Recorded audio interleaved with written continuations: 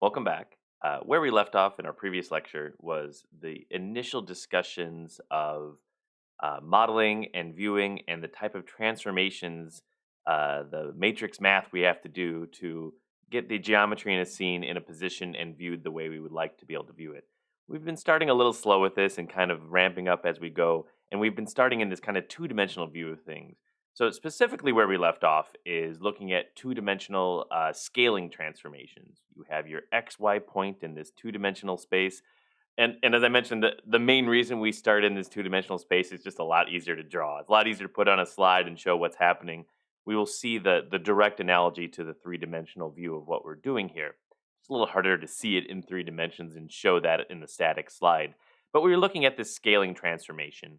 Can we make and transform the x and y coordinates of our geometry to make our triangles larger? And we can, right? That scaling we've seen is relative to the origin. So we had this point that's at 1 comma 1 here. And by applying a scaling factor of 2, that same point is now at 2 comma 2. This point that was at 3 comma 4 is now at point 6 comma 8. And we get a scaling transformation. By scaling the individual vertices of our triangle primitive here, we get a scaling effect of the entire triangle itself. And where we left off was just discussing that we think of scaling as making things larger, but if you allow yourself to have negative values for these scaling parameters here for our sx and sy here, you can do things like reflection around the x-axis, y-axis, or even by setting both to -1 by about the line y equals -x. So it's scaling, but it also does some sort of reflection transformation through that same operation here. We can also do a transposition in a type of scaling operation around the line y equals x, and the math just works out as you expect, right? If we have input x and input y, and we'd like the output to be from xy to yx, we could pretty quickly figure out what that transformation matrix would have to be. We take this, that's 0 times x plus 1 times y equals x. 1 times x plus 0 times y equals our new y prime value, and we wind up with that reflection across the line y equals x here, with the inverse transformation just being that same matrix being applied again here. Rotation is a little bit trickier, but really it's just applying some of the techniques you may have learned in your geometry class back in the day here. With regards to rotation around an origin, if we have again our arbitrary two-dimensional point x, y here, we can calculate the angle relative to the origin. One way to do it is just by converting to polar coordinates, right? So we can draw our right triangle corresponding to the arc from our origin to that particular point, and we can figure out that based on our Pythagorean theorem, we know what r is, and we can calculate that angle phi there to figure out based on our right triangle mnemonics, we know that our x position is actually r times cosine of the angle, and y is r times the sine of the angle. If you don't remember that, that is also okay. But that is one approach we can take to convert from Cartesian to our polar coordinates in our two-dimensional space here. Look back in your right triangle math and from elementary school, and it's the same exact principle applied here. So we would first, to do this transformation, we would then first convert to those polar coordinates, and then if we want to do a rotation now, all that really then requires is changing what this initial angle is from angle phi to phi plus some value theta potentially here. So if we're already currently at a given angle, we want to add a new angle to that initial angle. Well, we can actually just sum the angles like such. So if this is our initial point P, which is at this angle and this radius, by doing that rotation, we still have the same exact r value. The only thing that changes is our angle relative to the origin, and the rotation factor is what would be given by this value theta here. This would be a certain amount, maybe 30 degrees here. We want to convert it to potentially roughly 60 degrees here, and we would then just have to calculate our new points x prime and y prime based on the sum of the angles in our polar coordinates. There's some basic rules for the sum of angles formula that r of cosine phi plus theta is actually equal to the terms we see there below. And then now, given that, we can actually plug back in x and y. to get the effective matrix we can then apply our um, to our incoming points. And you'll see this over and over again, right? There's lots of ways you can do rotation around an origin.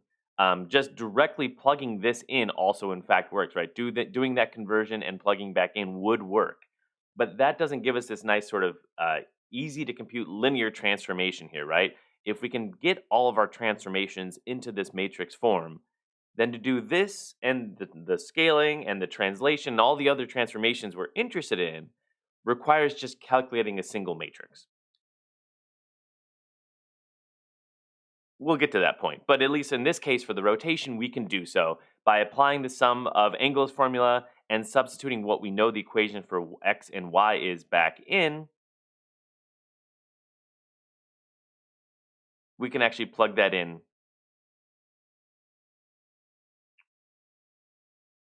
to get what our uh, rotated value would be for p primed here. And we would do nothing other than just calculate that. So this would become here listed as R as our rotation matrix.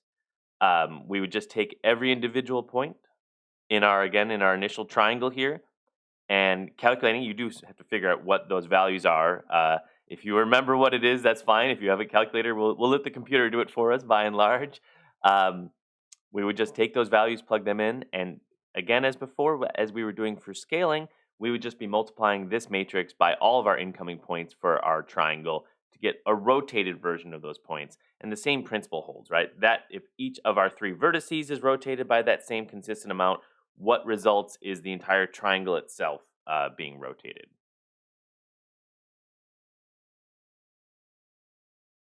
So questions about, discussions about whether it's a positive or a negative angle. We can use the right hand rule. It's not super important. I think in my experience that when you're working with rotations in your three-dimensional code, it's pretty common to get it exactly backwards first time and then realize, oh, I actually wanted to rotate exactly the opposite amount of what I rotated. So you can remember your right hand rule. You can recall what positive and negative corresponds to. And when you get it wrong, you just invert the sign and things work out the way you expect it to. So that's a pretty common discovery approach one can take. So this would have been our in-class exercise for this. So this you can pause the video here in just a moment and just confirm that you understand that the math works out as expected here. With regards to 30 degrees, you probably can remember what that is without having to get out a calculator or not. Just break out a calculator, that's fine. Again, when we're rotating a shape, it's exactly the same as when we were doing any of these other so-called linear transforms to that shape. The individual trigonometric functions here aren't linear transformations, but for a constant rotation, the constants, the values in our matrix become a constant, so it becomes a linear transformation for a fixed angle rotation here. All we have to do is you do have to figure out what that matrix would be. So you just plug in your 1/2 and square root of 3/2 for our sine and cosine values here, and you would just apply it to x and y. I'm not showing it here, but for an x and y, you do that matrix vector multiplication here to get x prime and y prime for, in this case, for a square for all four of those points in that shape. And by doing so, you wind up with 4 new points, and rotating by 30 degrees would be taking the value here, moving it to roughly around here, and same for the other points, and you would get a shape that is rotated around the origin. You may have done this back in elementary school, and that's fine. Do it quickly. You can pause the video briefly and convince yourself that this math does work as expected. As we're applying this to millions of vertices that are coming in, we have to calculate the rotation matrix, and we'll talk briefly about how we do that in OpenGL. And then we would just be storing that rotation matrix. Depending on the generation of hardware, it gets stored in different ways, but we would be storing that rotation matrix, and there would be this step, this vertex processing or vertex shading step, which, amongst other things, would be taking whatever matrix you told it to take and doing that matrix vector multiplication for every vertex as it comes in. So do one by hand, and this will be hopefully the last one you have to do by hand, certainly for this course. There's a few other transformations as well. This one's a so-called shearing transformation, in which we're translating x in proportion to y, or actually vice versa, translating y in proportion to x. Um, You can just take it as a given that this is the transformation, linear transformation we're interested in, where our x prime is x plus some shearing factor times now y, and we're not actually changing the y dimension. This is that kind of, in this case, sort of horizontal smushing transformation here, and we get a matrix that looks like this, where we're keeping y the same. So this represents y prime being equal to y, and we're taking our x value and not translating it, but only relative to y. So we get that shearing factor. Whatever we set for this h sub x here is how we're going to, the amount we're going to wind up shearing each of the x values in proportion to our y. This matrix represents a shearing factor of just 1 here. And you can see the y values don't change, right? This is why it looks like it's kind of getting squished in that horizontal dimension here. Y values are exactly the same. For the 4 vertices we would have before the shearing transformation, we get the same exact y coordinates for those values after the shearing transformation. And it's the x ones that get translated. And how much they get translated is relative to the y. So these lower y coordinates here, there's just a little bit of shearing going on. We're basically just adding +1, and in this case, we're adding 1 to +3 corresponding to them because we're at the 3 value for y here. So we're seeing that kind of squishing in that horizontal dimension here. And you can do the same thing in the y dimension as well, right? It's exactly the same thing, right? We can then translate y in proportion to x, and it's the same exact thing. So we wind up with a square in this case in which our x parameters, or x values for our vertices of the square, are exactly the same. And the only thing that's changed is now our y is getting sheared relative to x. And that actually maintains the parallel lines of our resulting shape. If we're starting with a square here or a rectangle here, it does maintain the area of the resulting shape. Whether or not that's relevant depends on your use case for doing this. Another way to kind of visualize what's happening with that shear operation is you're actually effectively translating just one coordinate axis and leaving the other one effectively unchanged. Based on our calculation before, where we were using the cosines and sines, this same operation can be thought of as a translation of the axis in just one of the 2 dimensions. So shearing in the x is effectively rotating the y-axis. So it's the same thing that's happening. It's the same exact math. It's just another way of visualizing not just a constant shear amount, but maybe a shearing angle that we're providing for the transformation that we're doing here. So I think it's a valid question for you to ask. How important are any of these individual transformations in isolation? Well, we have to have a common, verbiage to use to kind of explain what we're trying to do when we're doing vertex processing. So it's at least important from that perspective. I think more important is as we gain this understanding of the individual transformations, why this approach works in general is the big picture thing, and that's what I'm going to start to talk about here at least briefly. So we want to do usually more than just taking a value and rotating it once, or scaling it once, or translating it once. We tend to want to do all sorts of things to our input vertices that are coming in based on where objects are going to be positioned in a scene, how we are going to want to view the objects. As we're going to want to rotate a camera, we're going to want to rotate, um, the individual objects. Think any three-dimensional video game you've ever played. I know we're still in 2D here, and you can think of 2D as well. But think of any three-dimensional video game you've ever played. How the camera works, how you can view different things in the scene, use your joystick to kind of, or your keyboard and mouse, and change where that object, or the first-person view is actually looking in a scene. That can all be done via just a composition of these individual transformations. So there's all sorts of things we would want to potentially do, right? We'd want to potentially scale in an arbitrary direction other than just in X or in just in Y or just in Y. We would very much want to be able to rotate around a point other than the origin, and that's important for being able to view a three-dimensional scene as well. So this idea of what we're referring to as composition here is that you can combine or compose the basic transformations to achieve a more complex one.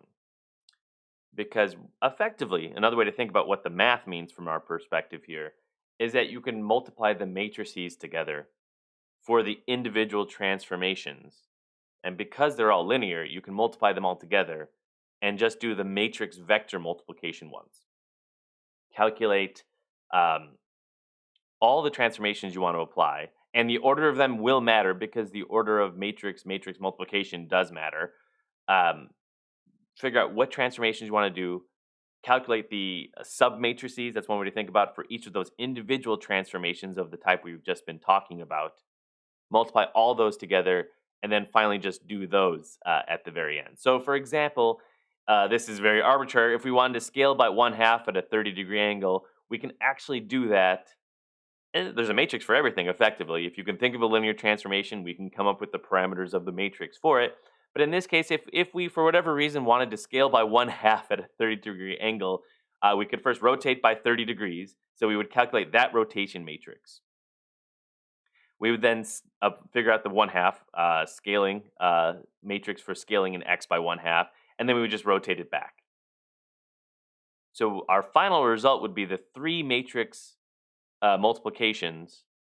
Oh, actually, two matrix multiplications for our three matrices, and then finally that combined matrix being multiplied by our incoming points to get that transformation.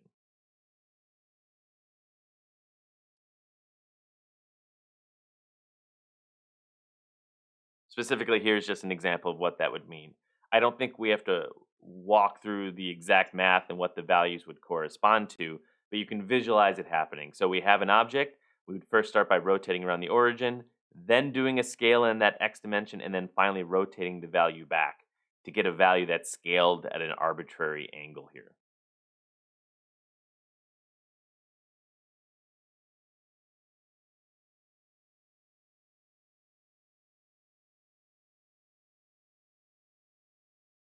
And we recognize that while we want to do these transformations in a dynamic fashion, right? We would very rarely want to just say, "Here's our scene," and we want to rotate once, and then the scene is done. That's fine for OpenGL demo code, but it's not what we generally want in dynamic scenes here. We want to do a lot of these transformations, but even when we want to do a lot of these transformations, the amount of vertices we're going to process for a sufficiently complex scene is going to be significantly larger than the amount of different types of transformations we'd be interested in. It's kind of hard for me to defend that other than just in sort of a hand wavy kind of method. Um, we're going to want to move around a scene. We're going to want to move our character. We're going to want to be able to view different things on a given scene. But the rate at which we're doing that is still significantly less than the amount of vertices that would correspond to any complicated scene, right? The amount of rotations and movements we may be interested in, would be measured in the tens or hundreds. The amount of vertices can very quickly be measured in the millions. So one sort of efficiency hack, or one way of kind of optimizing this process, is to recognize that, yes, it's true that we can compose these matrices individually and do the matrix multiplication, and then finally do the matrix vector multiplication. That's valid mathematically. That's perfectly valid because the matrix multiplication is associative. Often and almost always, although you see examples that do it both ways, but almost always what we want to do is calculate effectively a single matrix first. We want to figure out, as we're writing our OpenGL code, for this particular scene, for all the different things I want to apply to the next set of thousands or millions of incoming vertices, how I want to do that transformation. And we sort out that matrix first. Figure out whatever series of combinations of things, and it can get pretty complicated. We want to translate and then move and then shift and then scale. It could be a number of these in successive order. Figure out ultimately not the individual matrices necessarily, but what's the final matrix. Do the matrix calculation first and get a final transformation matrix. And a big chunk of either your shader code or your OpenGL code is going to be figuring out, what is my matrix? How do I get there? How do I get values that make sense to me? No matter how many times I do this or different examples, for me it involves a little bit of trial and error along the way. That's just my approach to this kind of thing, though. But you can model it precisely. It's not. It doesn't need to be a guessing game. But ultimately, calculating what that final matrix would be, and then saying go. We finally figured out what our matrix should be. Store that value, a single matrix M. Start streaming through the vertices. Start doing that matrix vector multiplication. So in MP0, right, we did this matrix vector accumulate, And the accumulation part of that was because to add a dependency to the code, so you couldn't really go entirely crazy with making it entirely parallel. But otherwise, the matrix vector multiplication part of it, where we have a single matrix that's, while it's not constant, can be thought of constant over a reasonable time horizon, right? Hundreds of transformations we may want to do, but millions of vertices that are coming in. So not truly constant, but constant over a reasonable time horizon.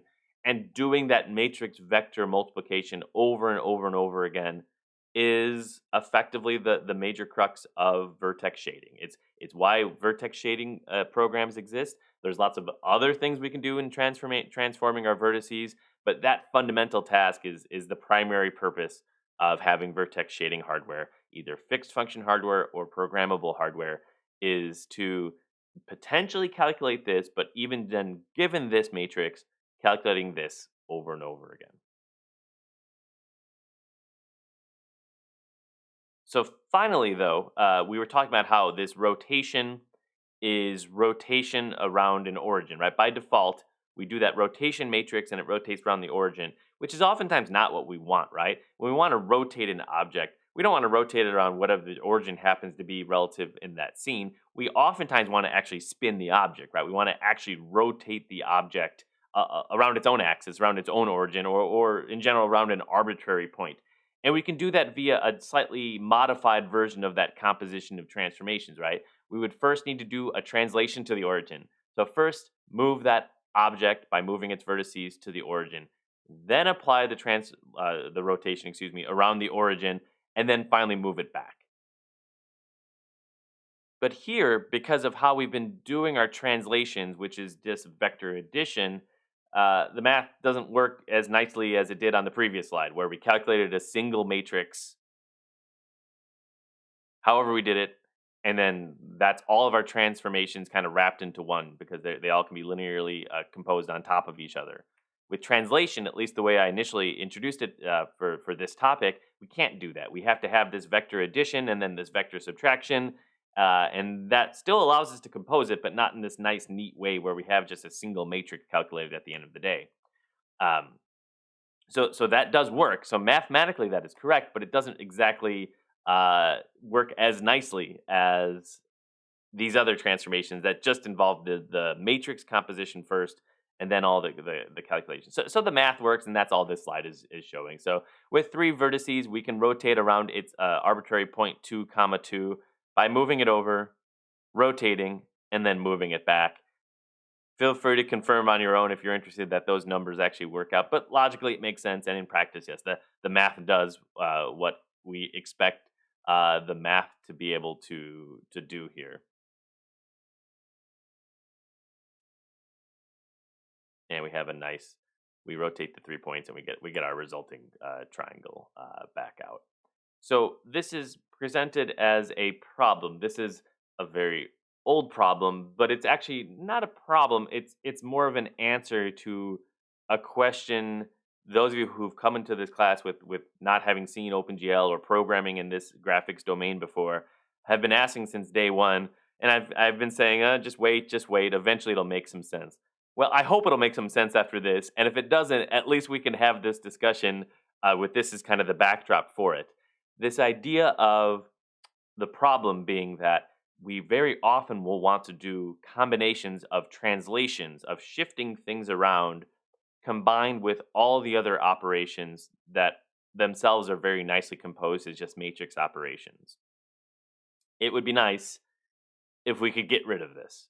So you can call that the problem or the motivation for why we change things in terms of how we represent our vertices. The solution to this problem of turning this vector addition into just another component of a matrix vector multiplication is the invention, the motivation behind homogeneous coordinates. If you pronounce it homogeneous, no one will look at homogeneous, it doesn't matter. So of similar or kind in nature. So what we do to solve this problem, and I'll explain it here relatively slowly, is we're actually, even in the two-dimensional case here, we're going to add a third coordinate, a third dimension. That is our W. And even in our 3D case, we would also then add a fourth dimension, then W here. And the way the math is going to work out, and in the 2D case, it's still a lot easier to kind of visualize here. By adding that third dimension to it, we recognize that what we're really interested in are points, P in a two-dimensional space. There's actually an infinite number of them that can lay on top of each other in that third dimension. And that's what that W parameter allows us to specify.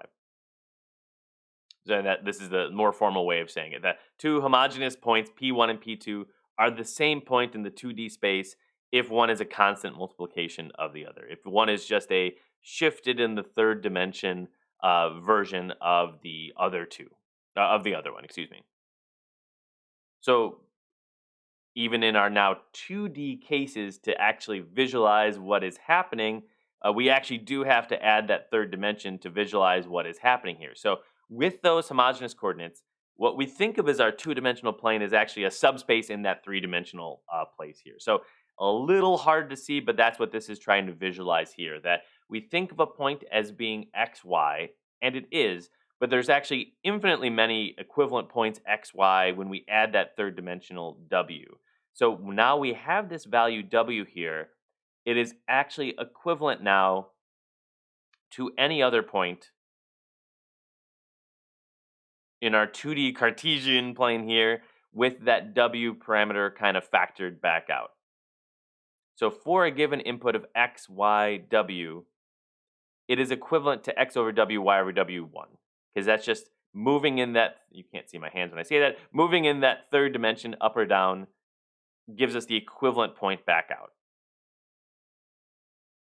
It doesn't work for when w equals 0 because then you get, it technically works, but you get divide by 0 and then we can't really process that according to that. Here's another way of visualizing what that means. So our point that we're interested in, which is being shown in this blue plane here, is what this is supposed to indicate. It's not going up in that direction, but that x, y, 1 point is equivalent to 2x, 2y, 2, is equivalent to 3x, 3y, 3, and in general is equivalent to wx, wy, w. This is just another way of representing our two-dimensional points as a subset of a three-dimensional space here. For simplicity, and generally by default, if you don't specify the w dimension in your vertices as you're specifying them in your code, the assumption, the default value is w equals 1.0. So by default, we choose this first plane in which w equals 1, so we don't actually have to worry, at least to begin with doing that kind of division. We eventually do have to worry about that division, but at least not yet. X, Y, 1 is just another way then of visualizing, representing our point x, y now in this additional dimension that we have here. And at this point, I think it's okay if your thought is, well, this seems unnecessary. Why did we do this? Why did we add a third dimension when we were perfectly content with 2? And likewise, why did we add a fourth dimension when 3 seems to make a lot of sense? It is specifically for this reason of dealing with our translations and being able to compose them all together via a simple matrix.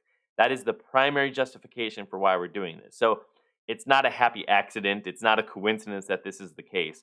By adding this w dimension in our two-dimensional case here, or again in our three-dimensional case here, all of our points, all vertices are now in 3-dimension. All of our transformation matrices are now 3x3 and no longer 2x2 transformation matrices.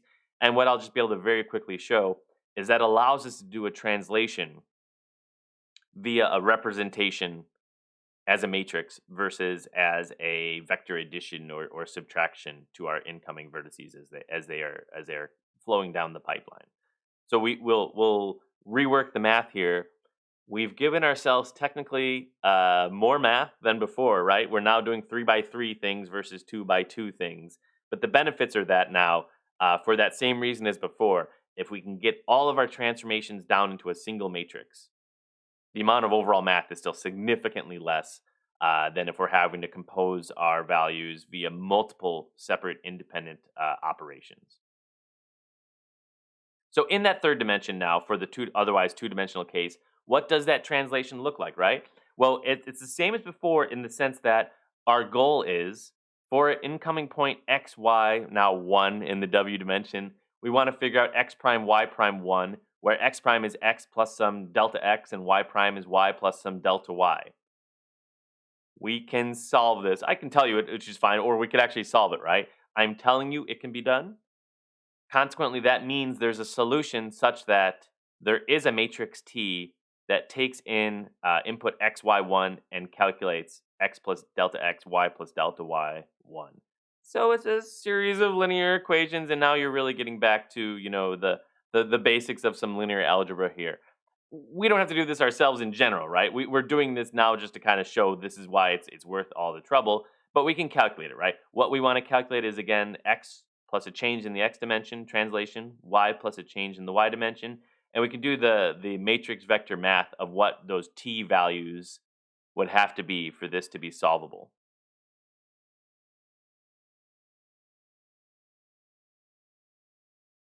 And we can figure out what this is going to mean, right? We need to translate x in the dx dimension. Well, there's quite a few solutions that are possible here, but we can see the solution, right?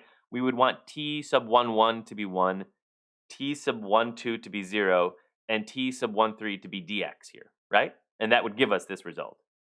There's infinitely many solutions, but that solution would work for us. Likewise, in the y dimension, we would want this value to be 0, we'd want this value to be 1, and we'd want this value then to be dy.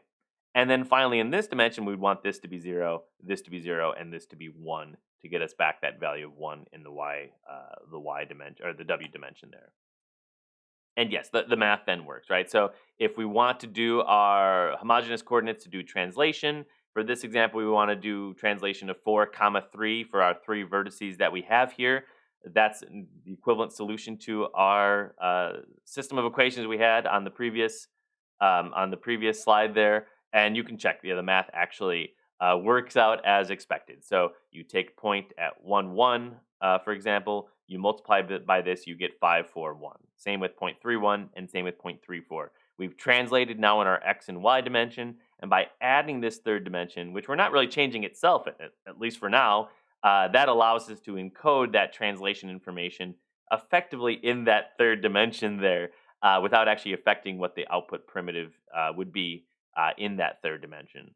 So that then, all that extra quote unquote work that we're doing by adding this dimension allows us now to have a single matrix to do all of our translations, rotations, and scaling.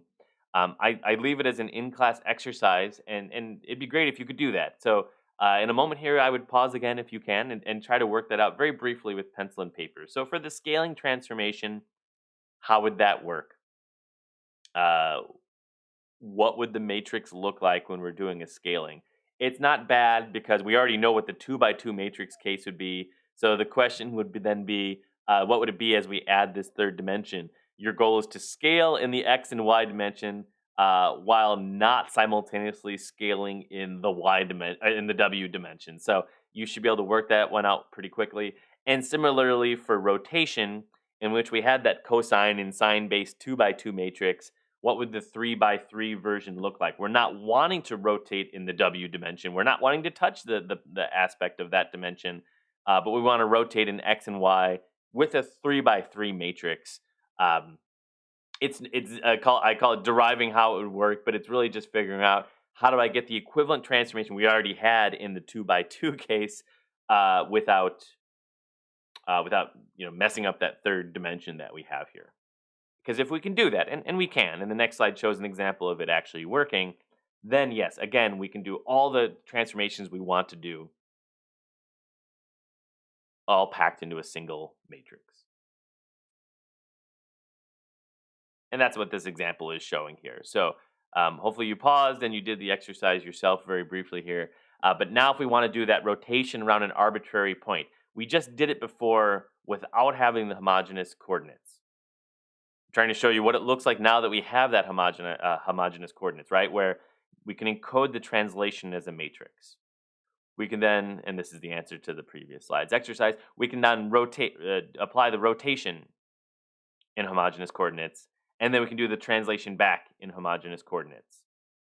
The math for each of these individual operators works. You can plug it in, or you can also trust me. I think that's okay for this part. We get effectively 3 different matrices that we're applying. And again, the order does matter. Matrix multiplication is not commutative, so you do have to make sure you do them in the right order. or you'll get something that's very slightly different here if you do them in backwards order, or certainly if you do it in an arbitrary order, you will get something different. But it's now completely composable, right? Now we can take those individual translations, rotate translation, rotation, and translation, and just at once per transformation, calculate a single matrix M. And I think it's no longer obvious when you look at this matrix. Maybe this is just my opinion, and certainly as you compose multiple different types of transformation, in my opinion, it's not that obvious. You can't easily, I think, look at a matrix and say exactly what it's doing. Maybe if you get that much more experience with it, you can look at a matrix and say, oh, that's rotation in 45 degrees followed by a translation back. At least for me, I can't look at that and say exactly what it's doing. There are some patterns here, so maybe you can see a rotation there. But by combining all three of those matrices once, and it doesn't have to be three, it could be 300 matrices that we're combining once, right? Depending on the number of transformations we're wanting to do, we get a single matrix M here, and that's just what we would multiply against all of our incoming points to get the, in this case, rotated around an arbitrary point transformation for them. So that's a powerful thing.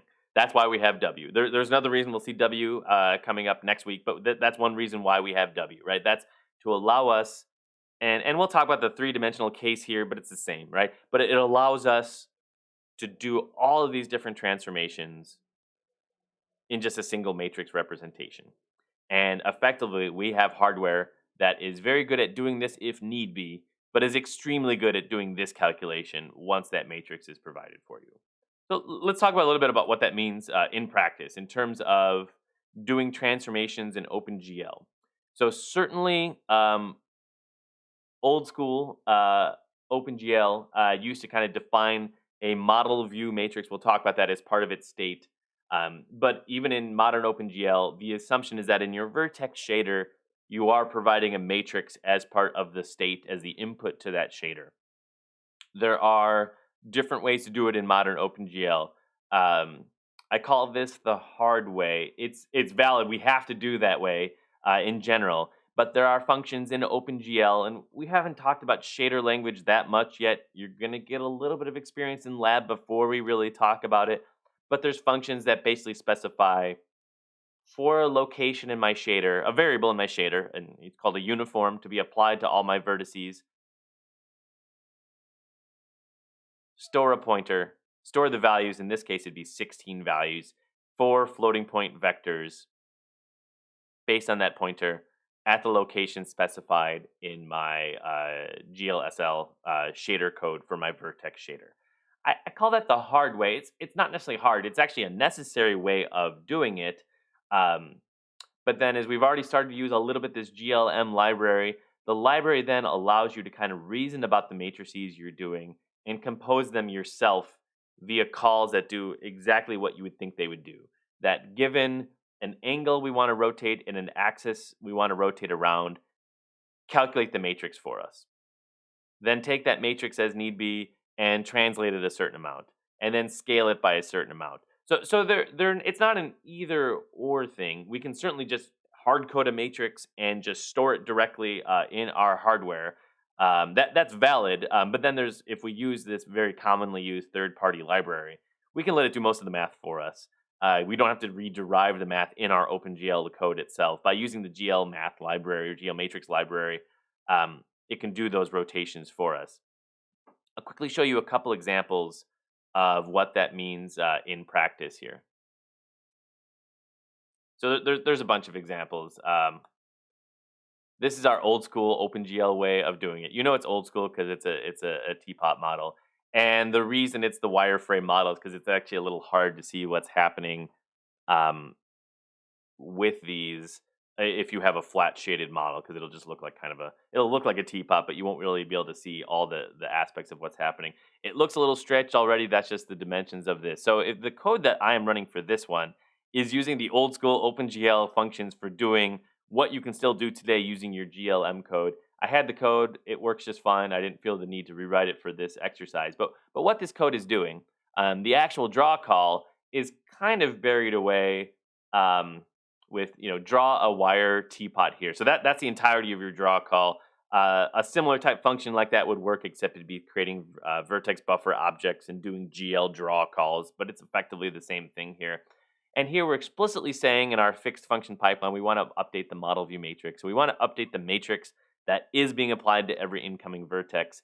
And in this case, there's some key presses we can do that changes that matrix just in our OpenGL code.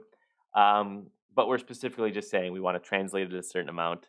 We want to rotate it around the 3 dimensions. In this case, we calculate that separately. And then we want to scale it by a certain amount here. And we can do that in this code example. So I believe the code was, if I just press the arrow keys here, that's changing my translation amount. So there's our matrix being translated, at least in the x and y dimensions here. I don't recall if I do shift and hold it, that changes our scaling factor in those dimensions. I don't recall which one was shear, but control, I believe, is then rotate. And then you can see it rotating in those dimensions. I think you get it, but even if you don't, what's important about this example is our vertices do not change at all. And we'll talk about viewing and why we need to think of it in this terms. The vertices are set. There's no new math in the OpenGL code itself being performed on the CPU to calculate new vertices and copy those over. Those vertices are copied over and they're there. Only thing that's changing as I'm rotating this thing in various dimensions here, right? And we're rotating it kind of arbitrarily, right? You rotate a little bit in X, and then a little bit in Y, and then a little bit in Z, and you wind up with a very arbitrary rotation around an axis, right? And then you can scale and then rotate, and you get over time a fairly deformed thing. The only thing that is changing from frame to frame here, from viewing angle to viewing angle, is that one matrix. And that, to me, that's a pretty powerful thing. By just changing that one matrix in our hardware, that even in this kind of fixed function view of the world is doing very basic things, it's highly tuned to be able to do as many of those matrix vector multiplications as possible. So I mentioned that in MP0. Some of you knew, some of you had experienced this already, but for others, that is why that's powerful. I'm doing all this and not changing my vertices in terms of statically allocating and copying them over at all. All I'm doing is I'm passing them through and multiplying them by a matrix as they go. And by doing that, you get all of your fun kind of transformations. That is the, I think, old school way of doing these kind of transformations. That kind of code is not the kind of code we want to do anymore. Nowadays, what we want to do is those things like those uniform calls. So, for example, we have our MP3 application, FlexSeal here. So you haven't maybe played around with FlexSeal that much yet. This is the modern way of doing something extremely similar to what the Utah teapot code was doing just there. We would be including specifically that library because we don't have to, but I call it the hard way. If you don't use that library, you are giving yourself more work. So it's okay. Use that library. It's fine. And this code, amongst other things, is calling extremely similar sounding functions. It wasn't GL rotate because that's not a function that's supported anymore in modern OpenGL, but it's calling GLM rotate, which is doing exactly the same thing. So calculate a matrix for me, and then eventually explicitly have a call that copies it. Calculate a matrix for me via some combination of these 3 things or other functions that do effectively the same thing, and then copy it over. Copy it over to my vertex shading hardware. So my vertex shading program is now aware of this matrix. And now in my vertex shading program, I'm also doing the same thing. I'm doing this matrix vector multiplication. This is what I talk about when I say fixed function versus programmable shading. We haven't talked about the architecture much yet. Our old school OpenGL way of doing things had hardware to do matrix vector multiplication. So the interface to that was pretty limited. It was calculate the matrix, translate this matrix, modify this matrix. You could push things on a matrix stack and pop them back out. Because my hardware was doing a fixed thing. It was taking a matrix and doing that matrix vector multiplication. Our modern hardware is programmable. We have programmable shaders. It's still highly optimized to do matrix vector multiplication because the math hasn't really changed what we want our shaders to actually do. What has changed now is this programmable interface for it so that we can do our matrix vector multiplication And we can do a lot of other things as well. So let's take a look at the Flex Seal code with that context in mind. So we would be including the GLM library because it's just really good for giving us easy API calls to calculate these matrices so we don't have to do it by hand and kind of guess as we go. This is loading an OBJ2 file to give us a model here that we're going to draw. And eventually, it's got all of our boilerplate OpenGL. There are a couple things that are different now. Let's see here. We are certainly, there we go. We are certainly loading our shaders like we have been before. But now, which we haven't been seeing in the OpenGL code up to this point, we're also doing a lot of determining where in my shader code I have certain variables defined. It's kind of an ugly interface, but it's what we use for this. So I have a variable defined in my OpenGL shader code for the vertex shader. And as you will see, this function is hiding a decent amount of complexity. We've talked a little bit about it. We will talk more about it. But we have our shaders all compiled and ready to go at that point. Inside my shader code, find me a uniform, this input variable type, that's called model view. Literally, for this function to work as expected, you have to have this uniform variable defined as a model view. And with the name model view, with that exact syntax. Find me that location for it.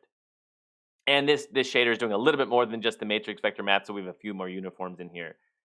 Do all my vertex creation, buffering, and then finally here we're using the GLM library to do things like translation and rotation around an arbitrary axis. In fact, the GLM code is doing all that math for you on the CPU in this case, and it's doing it once. Doing it once and calculating that final model view matrix. And we'll get used to the syntax. I think it's pretty intuitive, but if you haven't done it before, it'll take a little bit of trial and error. We can certainly debug those kind of bugs that come up when doing that over time. We haven't covered all of what's happening here yet, but in its most basic sense, what we were doing is the same kind of things that we were doing by hand just now. Let's translate this. Let's rotate an object over an arbitrary point. Let's potentially scale it in a certain dimension or another. And let's come up with that. In this case, it's a 4x4 matrix because this is a 3-dimensional example here. Ignoring some of the other things that's happening below that. And then eventually we do have that call. I said that was the hard way of doing things. It's still necessary. GLM has done all the matrix math for us. In fact, it's actually done the final matrix multiplication for us up here. And we're telling it now, copy that over. When we're actually going to run this shader on our incoming vertices, when we do that GL draw arrays call, take this value as part of the shader program as it's executing and do whatever that shader wants to do with it. It's called model view. We're probably going to apply the model view transformation. We're going to do that matrix vector multiplication. But these are somewhat arbitrary programmable cores that we have here. We can do a lot of different things with them. And that's all this code is doing. Looking at the equivalent bound shader associated with it, this is applying a bit of a lighting model. It's doing more than just the matrix vector multiplication here, but that's exactly what it's also doing. It is taking our incoming vertices, which they're specified as XYZ values. We're making sure we get that W equals 1.0. And amongst other things, to apply a lighting model here. We'll get there this semester, don't you worry. We're doing that matrix vector multiplication. And that's now in our programmable shader. And it looks like it's a scalar multiplication, but the data types do really start to matter here. Our model view is a mat4, and that's exactly what it sounds like, right? That's a 4x4 floating point matrix. And our V was specified as a 3 vector, so X, Y, Z. We turn it into a 4 vector, making sure we get that W equals 1 value in here. And while we haven't talked about projection quite yet, at the very least, we're doing our model view transformation. We are taking that matrix and multiplying it by our incoming vertices. We're doing a lot of other stuff here, so I know that code looks a lot worse than it has to be. There's other shaders in the example directories for MP3 and other cases that are doing nothing other than just matrix vector multiplication here. This one looks a little bit better. Somebody asked, why is the application uh, asked me before, why is it called Flex Seal? Uh, there's a story. I don't know how interesting of a story it is, but I'll use this story to check who's actually watched this video. So, um, where to start? Um, well, let's run the application first, which I should have here somewhere.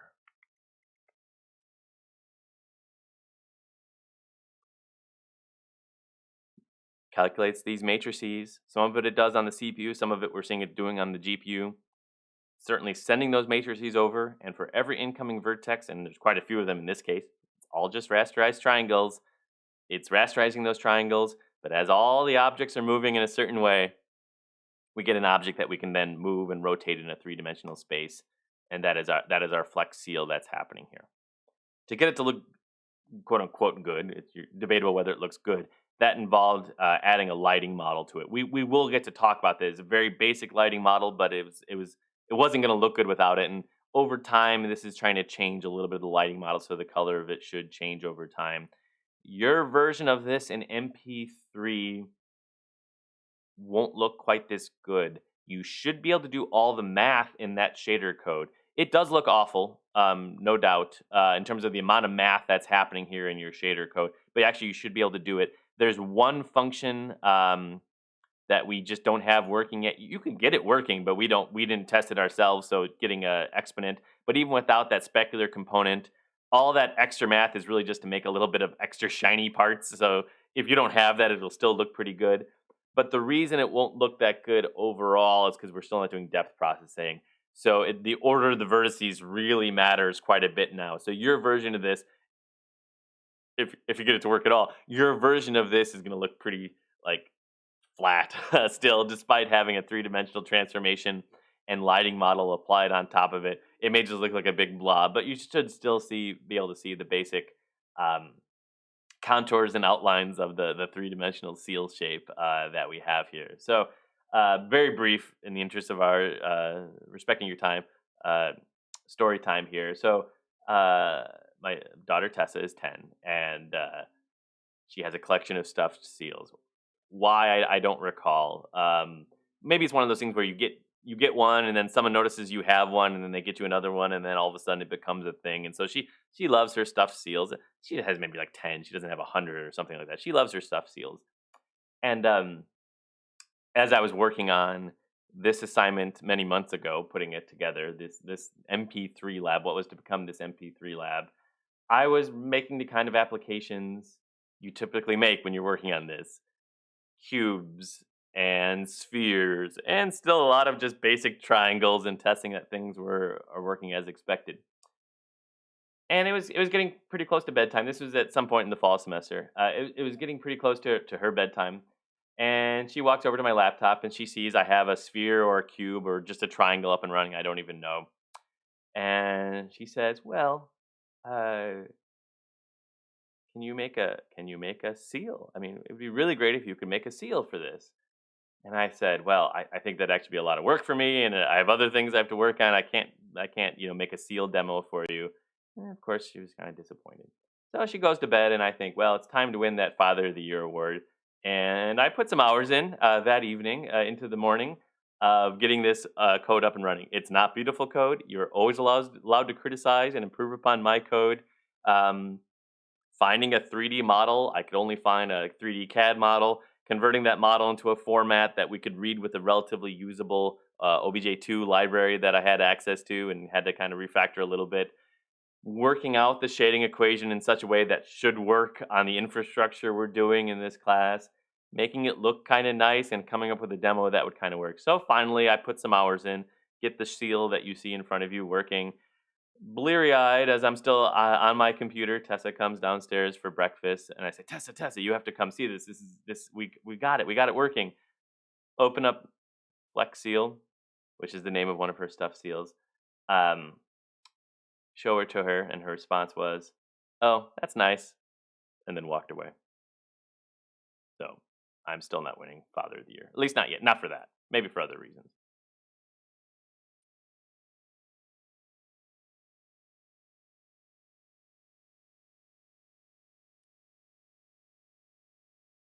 we're continuing on with this general topic of transformations. But this slide here, if you get to slide 36 as you're viewing this lecture and you're following along, it's not that obvious. I maybe should have put a break of some sort there. It does represent a slight change of topic. The math is actually still the same, but it represents a change in topic. Okay, so I want to make sure we're clear about this. So this uh, progression to three-dimensional space of our actual space that we're interested in is itself not interesting. Okay, we did the 2 by 2 cases and we turned those into 3 by 3. Likewise, we could do all the same 3 by 3 cases and turn them into 4 by 4, which is what that code was doing. But we could walk through. I just don't think it's necessary. So if I ask you to rotate around the z-axis, you should be able to because it's the same exact math, same exact function, same exact everything. So that's not what this is talking about when I say from 3D to 2D here. Here, as we're slightly changing context here, we're now progressing beyond just looking at transformations in an arbitrary space to what does it mean to set up a three-dimensional scene uh, in your graphics application, and what final steps are taken to go from 3 dimensions down to 2 dimensions. And we always are going back down to 2 dimensions because it's going to appear on a screen, at least for the kind of stuff we're doing in this course, because it's going to appear on a screen at the end. A common mistake that what tends to happen is we start to think about 2 dimension relatively early on, but it actually has to wait a little bit longer. Perhaps it's the nature in which, how I order the topics for this particular course. Um, but we want to stay in that 3 dimensional space as long as possible. We actually need to hold on to that 3 dimensional space all the way to the final end to our render output stage and use that third dimension to determine which objects are closer to this to our eye, to the screen, to things we should actually be able to see. So we want to stay in 3 dimensional space as long as possible, and we're going to be using these transformations we talked about to apply to a scene. So that's our rotation and our translation and all the other ones that we're doing. We then have a series of operations that have to happen. One of which we already implemented because it was hard to get anything to work without implementing it. That is our viewport transformation. That's one of the very last things we're actually going to do in terms of our 3 dimensional math here. We have it working, so it seems obvious, but it's actually part of a series of steps that are happening here. That is calculating what our screen pixel locations need to be based on all the 3 dimensional math that's happening. Let's back up a little bit and talk about what it means to have a 3 dimensional scene. The most common model we work with when doing this type of modeling is the sort of so-called synthetic camera model. Different courses may cover this as the very first topic. It didn't seem quite relevant, I think, to us and the way we were organizing things. So we're actually here much later than a typical graphics class would be. But this is the so-called synthetic camera model. What does it mean to have a 3 dimensional scene? We've been using the term, we've been tossing it out here and there, but it implies that we not only have the objects we're interested in, the cubes, the seals, everything, the spheres, the teapots, and everything in between, the triangles. We also have a viewer of that scene. We haven't done much with that yet because we've been pretty focused on our 2 dimensional and our rasterization. Where there is a viewer, it's not a very interesting viewer. The viewer is you, or it's roughly where you would be located, and it's looking at the screen at that kind of flat on view of things. But that viewer itself is part of the specification of the scene. If you think in terms of computer gaming terminology, the actual camera, that's what we're talking about. Who is viewing the scene? From what perspective is it being viewed at? How far away is the camera?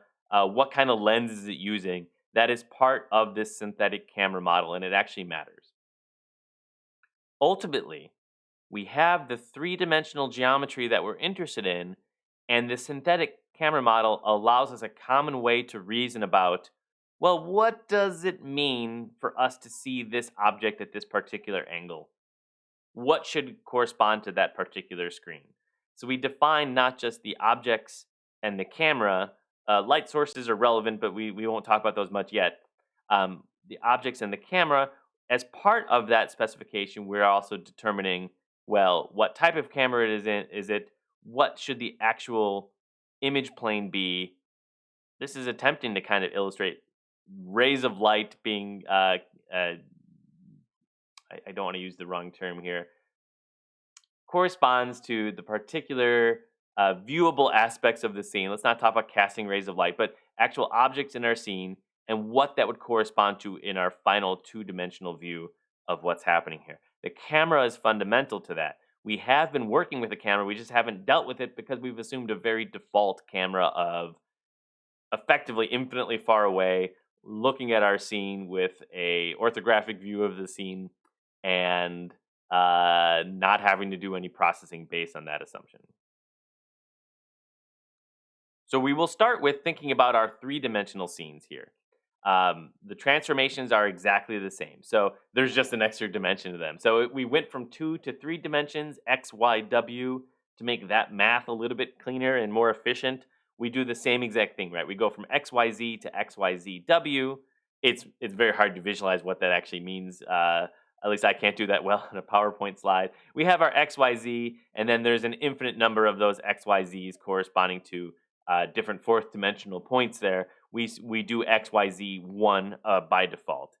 We can then apply all of the linear transformations we were doing before, now in that three-dimensional view of things with that fourth W dimension added in there.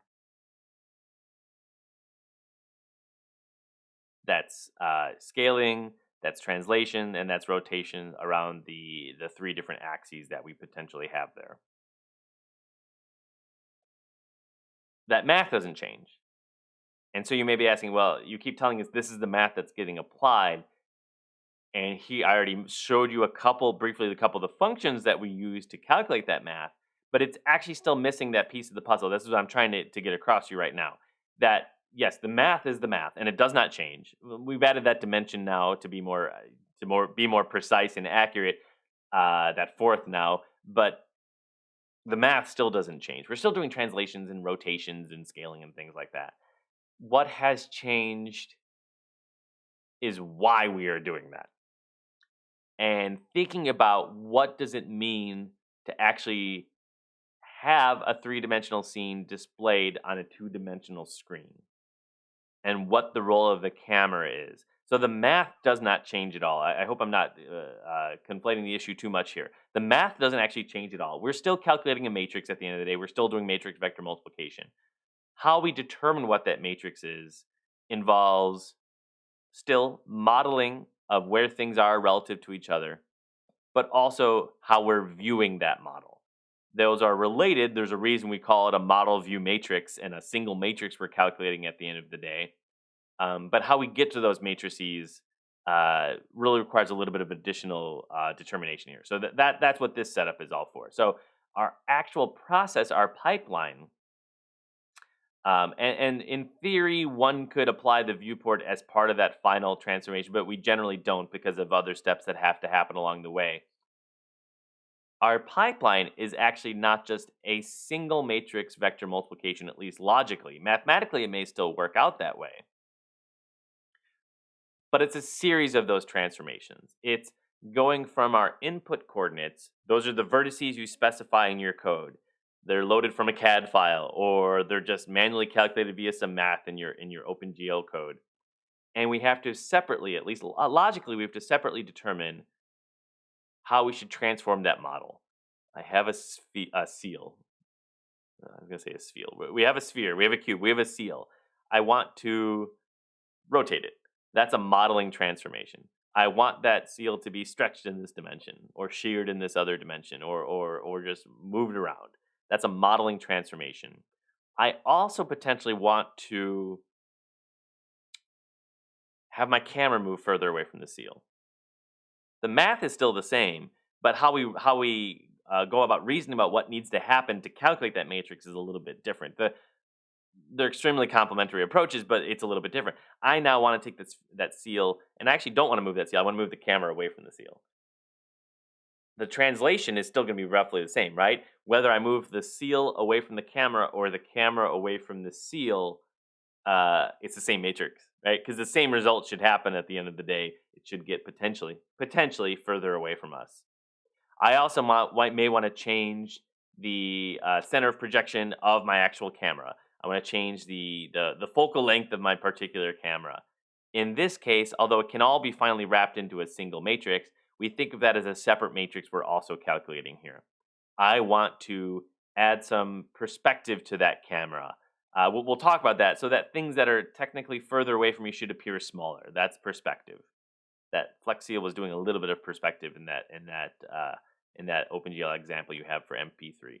Ultimately, that's a separate matrix that we potentially want to calculate separately. Matrix multiplication allows us to finally determine a final matrix, but that's a separate matrix, at least logically, we're calculating. And then, as we'll see, based on those series of calculations, in order to be ready for that viewport transformation, which we have taken for granted already in our code, we have to get our transformed vertices into a coordinate system in which the viewport transformation makes sense. So for us, so far I've been telling you, keep all your vertices between the range -1 to 1. If you don't, bad things will happen. Well, there's a reason for that. We are going to define our viewing volume, the region of interest that's going to finally appear on our screen, as a cube centered at the origin in the range -1 to 1 in all three dimensions. And specifically, although it's not actually shown as happening in this part, but it is part of the process. If we wind up with a transformation of our incoming uh, vertices, such that the resulting value is outside of that range, in part or wholly outside of that range, -1 to 1, by that definition, we don't actually want to see it on the screen. So there has to be this process. It needs to be done before the viewport transformation. This process by which we determine that we don't want that value at all. It's outside the range. Again, we're specifying a kind of arbitrary matrix here. So even if your input coordinates were already in the range -1 to 1, they may no longer be after this processing happens. Likewise, and I think this is a pretty important point, -1 to 1 is kind of an arbitrary thing, right? And our objects, depending on what they are, may be in all sorts of different coordinate systems, all sorts of different ranges of values for them, right? Depending on what we're interested in modeling, if we're wanting to model a skyscraper, a certain range of values may make a lot of sense for that, right?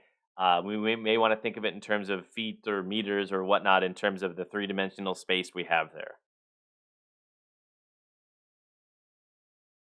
Separately, it's unlikely it's the same code, but separately in a separate application, we may want to be modeling molecular structure and visualizing that. And there, as we're representing our molecular structure, the we can use the same coordinate system. I gotta stop using that word, but the range and scale of values we may want to use would be significantly different. And for neither of them, in my opinion, does the range -1 to 1 make much sense, right? Um, that's arbitrary. What does negative mean in this context? Well, maybe negative could be useful for describing below ground things, but maybe not even that. We tend to think of things maybe as starting as 0 being the base and then working our way upwards, and certainly not automatically scaling things from the range 0 to 1. And likewise for this as well. This is sort of an arbitrary three-dimensional space, probably at the microns or nanometer range, depending on what kind of thing we're modeling here. So that's why it's maybe hard to visualize. What does it mean to have your molecular structure here on your three-dimensional skyscraper building? But you could imagine having that, and having them having their own range makes perfect sense for the modeling of that. That is the whole point of having object coordinates and having this modeling transformation. If I want to have, okay, if not molecular structure, if I want to model our bird on our skyscraper, there's a range of object coordinates that make a lot of sense for our bird, and a range of object coordinates that make a lot of sense for our building here, and they're not going to be the same range. They're going to be at completely different scales from each other. But if I want both the bird and the building in the scene, then I'm going to want to apply for each of those objects separately a series of matrix vector multiplications that allow them to make sense relative to each other. I'm going to move that bird relative to the building and potentially scale it relative to the building as well. If the bird was measured in centimeters and our building is measured in meters, well, I don't want this bird to be 100 times the size it would have been otherwise. So I'm going to apply different matrices to the different objects in my scene They're going to be specified in whatever makes sense to the modeler. You download a CAD model, you are limited by, unless you do some offline transformation of it, you're limited by whatever scale made sense for that particular modeler. There's some defaults and there's some de facto standards, but otherwise you're limited by that. And a building would likely have different coordinates than that of a bird or molecular structure here. So we would want to specify that matrix and do that modeling transformation. Okay, we now have a bird and we now have a building, and they're not the same size of each other, which is probably what we want. And then we have to figure out, well, where do we want to see this combined bird building scene that we're interested in? That's where the viewing transformation comes into play. So now we at least have the objects after this initial part of the transformation transformed in such a way that makes sense relative to each other. Now it has to make sense relative to where we want to see the building from. Do we want to see it from the ground floor? Do we want to be floating in three-dimensional space? Do we want to be inside the building? It really depends. That's that second half of that transformation. Again, the math is still all exactly the same. No matter what we're doing, we're scaling, we're translating, we're rotating, we're using combinations of those transformations and using those same exact function calls to figure out what the matrix is going to be. But the way we're reasoning about it is a little bit different now, right? Now it's about, how am I going to put together a three-dimensional scene in general? What does it mean to have this building, this molecular structure, and this seal and this cube all in the same scene relative to each other? That's why we at least logically separate out the modeling transformation from the viewing transformation, because they are two separate things. Ultimately, it's still a single matrix. And so we refer to this set of operations as being a translation from one coordinate system to the other as we go. And I'll talk about them now, and then when we meet together again in a synchronous fashion, we'll go through this again. But we start with our object coordinates. What values make sense to someone modeling this thing? The artistic side of the team, the scientific modeling purpose, whatever it may be, anything is within the floating point range is valid for that. But what object coordinates make sense for that particular object? As we start to compose multiple objects in a scene, we have to have them make sense relative to each other. And so we have our modeling transformation. Where then do we want the camera to be? Who is looking at the scene? What angle do we want to be looking at? What are we looking at? How are we orienting our camera? That's our viewing transformation. So if we go from object coordinates, that's local to the object. World coordinates, that's relative to the world as a whole, all the things we're putting together in a scene. You could call those scene coordinates as well. Now we have our coordinate system after that viewing transformation, which is relative to the camera. That's our so-called camera or eye coordinates. That's, I'm viewing the scene. What is the transformation needed to see things relative from my angle? Then, depending on what the camera is and the type of camera, and the field of view of the camera, the perspective shift of the camera, the other aspects of, you can think of it in terms of a physical camera, the kind of things we can model with our virtual camera here. We have an additional transformation that effectively tries to get that entire scene into this -1 to 1 cube that we have here. That's our so-called clipping coordinates. In doing that transformation, we sometimes wind up in a scenario, we quite commonly wind up in a scenario in which our W value is no longer 1. So we will go through and do that division by that resulting W value. That's our perspective transformation and division that may happen there. And then we finally wind up in a set of coordinates that is attempted to be around a region here. But we're not guaranteed that, right? We have objects in a scene. We have transformations in our particular scene. And we're not guaranteed to actually be in that range. So even in our Utah teapot here, I'm having to press the left key a lot more than I was expecting to show this. The transformation is actually happening in this case and putting us in the range -1 to 1. But as we'll talk about, there's this separate thing we have to do. We briefly talked about it in the two-dimensional case for arbitrary lines and triangles. We have to remove things that no longer fit in that range. That's clipping. Just because a value is less than -1, as maybe the case here, doesn't mean there's by some magic it doesn't appear on our screen. We have to explicitly remove it and make sure we don't have any geometry that falls outside that range. Because if it's outside that range, we don't want to be seeing those values. They need to be culled and removed entirely or clipped. Even if we make this full screen, it may be hard to see even in this view. Well, the way the wireframe is drawn here, you really can't see clipping per se, but it is happening. Those individual triangles in this rendering form are partially being clipped, partially being removed entirely. And so those type of clipping algorithms we were talking about 2 weeks ago are definitely being applied here. That's what's enforcing that ultimately. We have a transformation that's happening for our perspective that's moving everything into this cube. We're getting rid of stuff that no longer actually fits after we apply that same transformation. And only then can we then do our viewport. Take our x, y, and z values that are in that range, -1 to 1, apply the viewport transformation. You have it mostly working. We'll have to add the z dimension for that in MP4. It should be pretty quick to do that. And then finally, we can start to render to our final two-dimensional screen here. This is the series of transformations in our viewing transformation pipeline. Some of those are still fixed function hardware. Others are happening entirely within our programmable shaders. So when we meet again in a synchronous session, we're going to walk through an example of what that transformation means in practice and how it's the same math, but how we can think of modeling and viewing as same side, two sides of the same coin, and how we can think about the perspective transformations from a practical perspective. It's always still just a matrix being applied, but what does it mean to compose that matrix? What does it mean in practice? It's still just scaling and translations and rotations, but they're no longer arbitrary. There's an intention behind how we're specifying those things to get a particular scene set up and to be able to view it with a particular camera. I'm going to leave things here for now. I hope you enjoyed story time along the way, and I look forward to seeing everyone again. Thanks.